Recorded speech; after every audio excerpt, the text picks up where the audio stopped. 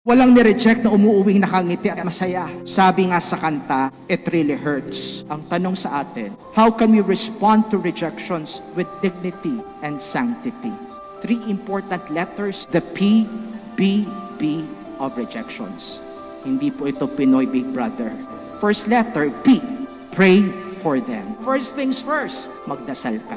Kapag walang grasya tayong kinakapitan sa pagharap ng bawat sakit sa buhay, madali tayong mabulag at masira ng ating galit at ng ating pride. At madalas ang option natin ay paghihiganti sa ating kapwa.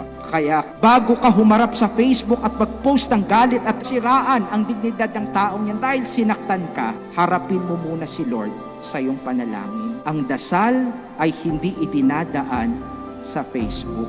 Ang dasal ay idinadaan sa altar. At yung nakakalungkot ngayon, nauuna pang i-post sa Facebook bago i-post sa altar. Mauuna pang humarap sa screen bago humarap sa kay Lord. Prayer is the best medicine to a broken and rejected heart. Just pray and everything will be okay. Second letter, B. Be good to them. Kabutihan at pagpapatawad ang nagbibigay ng kapayapaan at katahimikan sa mga pusong sugatan. Panalo tayo palagi sa grasya ng Diyos kung kabutihan ang mas pinapairal natin sa ating mga sugatang puso. Even when you are rejected, just be good. Because goodness is the attitude of a dignified and peaceful person. Goodness is Christ's presence in our midst. Kahit hindi man siya mabuti sa iyo, maging mabuti ka. Dahil ang kabutihan ang susi sa kapayapaan na hinahangad natin sa ating buhay. And the third point is, be fruitful because of them.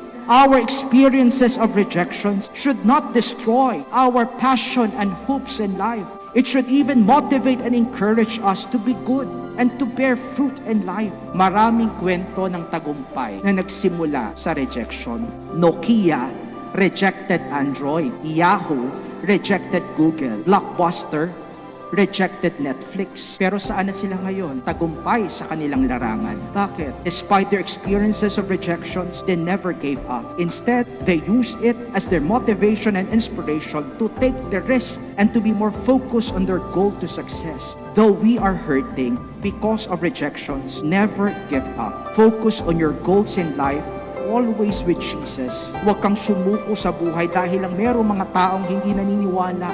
Alalahanin mo, may Diyos na kailanman hindi nawala ng tiwala at pag-asa sa iyo. Kumapit ka lang at huwag mawala ng pag-asa. Magtatagumpay ka kahit sa gitna ng mga sugat at hirap ng buhay.